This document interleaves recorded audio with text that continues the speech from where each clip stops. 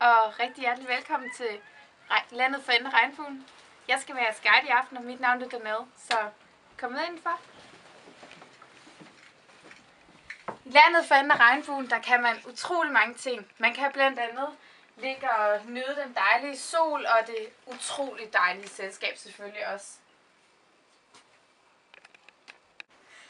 Man kan også få sig en dejlig omgang massage af de lokale og nyde det.